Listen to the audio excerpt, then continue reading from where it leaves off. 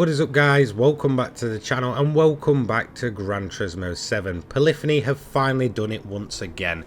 The All JGTC Championship finally returns once again as a special event. If you're like me and you ran the Fuji one multiple times in multiple different cars, then you'll be glad to know that the Suzuka one, well, it's even better. So let's head over and have a look at an overview of this new event. So for the next week in GT7, you can go ahead and tackle this special event. This time it's over at Suzuka Circuit for 7 laps. There is no PP limit. It's very obvious as to why this is. It's the same with the whole tyre and fuel situation.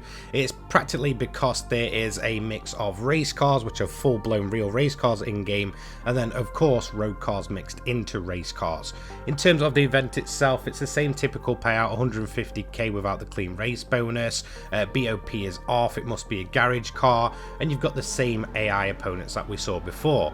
Now previously we have seen this event turn up at Fuji Speedway, and whilst that event was one of my favourites that they've ever implemented in game, there was a few key issues I had with it. Mainly the fact that it was just far too easy to actually complete. Whilst everything else was pretty much in place to make a fantastic race, and well, when it comes to the tyres and fuel being turned off, that is very obvious as to why. Since a lot of these cars are road cars turned into race cars or made to look like their classic counterparts, of course turning on the fuel and tyre life for them just wouldn't be fair. There's a high chance that a lot of those will just burn through tyres. Of course the race cars will just have too big of an advantage over 10 laps or so. So it does make sense that that was turned off.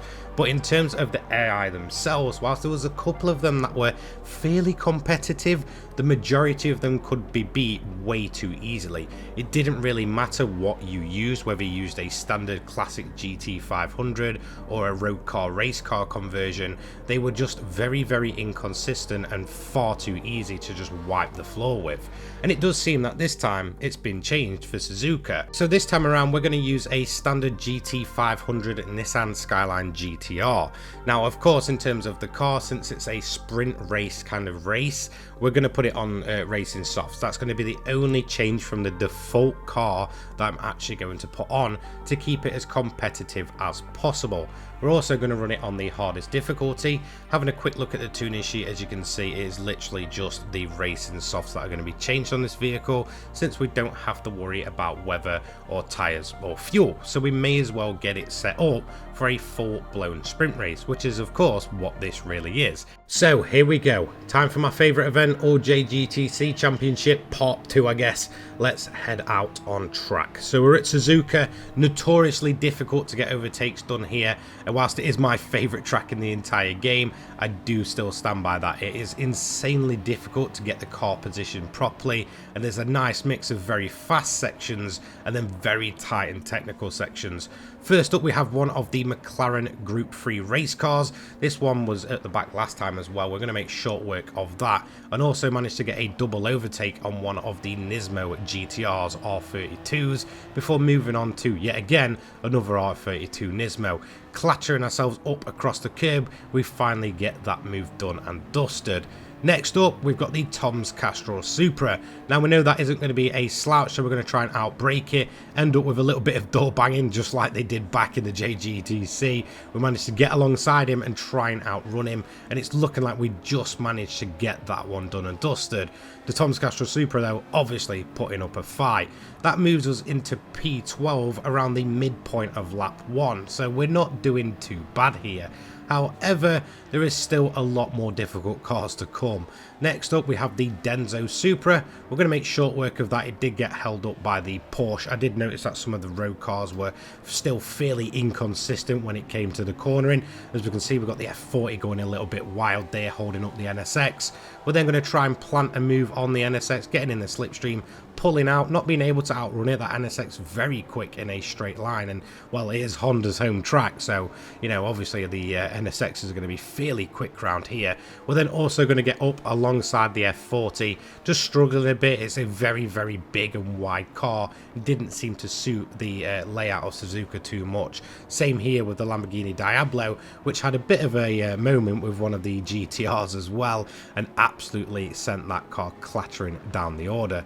That that did allow us to get some fairly easy moves done there, as we can see, straight past the Calsonic GTR and then just getting it down the inside of the Diablo. Not very good through these tight technical sections, and I did find that the wider the car is, the more it did tend to seem to struggle. So we're way up the grid at this point. Next up is going to be one of the NSXs, the Melbourne 1 NSX, and of course another one of the Lamborghini Diablos. This time the bright yellow one.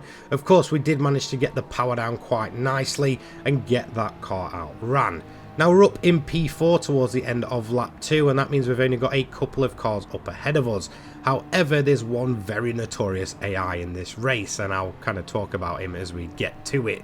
Next up though, we have another one of the Toyota Supras, and of course Gallows NSX. We're going to try and get it down the inside of the Supra, not quite being able to do it at that point, so we get in a slip, pull out, clatter ourselves once again across the curb, and we do manage to get that move done and dusted, if a little bit scruffy and a little bit rough. Next up, we're in the slipstream of Gallows NSX. Now we do want to get this move done and dusted because that car is incredibly quick if it's kind of allowed to get away from the rest of the pack. So just know the two main cars you're kind of looking out for is the Longtail McLaren and Gallows NSX. We did manage to get ourselves in P2 though by the time we come around to end lap 3. However, we have a massive gap to the car up ahead, which is the Longtail McLaren GTR that you see in here. So it took all the way until end of lap 6 to actually be able to catch sight of this thing. Mizuno's Longtail GTR is just absolutely incredibly quick through here. Now of course it is a completely different standard. It's a Group 2 machine, and I don't know if they've tended to maybe nerf it a bit, but it is still insanely quick. Once again at the hairpin, we're going to get down the inside, but we know that that McLaren has incredible acceleration, incredible grip and incredible top speed, as it makes short work of that move and manages to defend once again. Now we are on the final lap here, so it's now or never. So once again we're going to try for the inside, see if we can try and hold the line and maybe force the McLaren to go offline into the wider section of the track, maybe then struggle to get the traction down, something like that, to see if we can get the move done. And that is essentially what happens. However, the incredible top speed of that McLaren now needs to be defended about, as we're going to weave and dodge and try and do everything we can to make life difficult for that McLaren. Just the final chicanes to go. Now we do know that that McLaren has better acceleration, and if it does manage to put the power down smoothly, it's probably going to outrun us to the line. So here we go. It's now or never. We're going to try and move over to the inside of the barrier and hope that the McLaren doesn't get the power down, and it doesn't. We do manage to just narrowly take that win by half a second. So there we go. The new event is back, the OJGTC Championship, and you know what? This one is even better than the first. It does seem that the criticisms of that one being far too easy have been addressed, and now it is absolutely spot on in terms of difficulty. For me, when I think Gran Turismo, I always envision the Super GT, JGTC machines, and it's great to see Polyphony actually going ahead and, you know, turning road cars into race cars and making effort to bring this JGTC vibe to Gran Turismo 7. It's something that has been much needed for this game, so it's fantastic to see them do this. However, if I still had one complaint, it would be, as these build up over time, go ahead and just make them full events in game. Don't let them disappear. And well, if you want to make it even better when it comes to the road cars, put fuel tank conversions so we can go ahead and have tires and fuel as well. Anyway, thanks so much for joining me. Take care guys. Peace.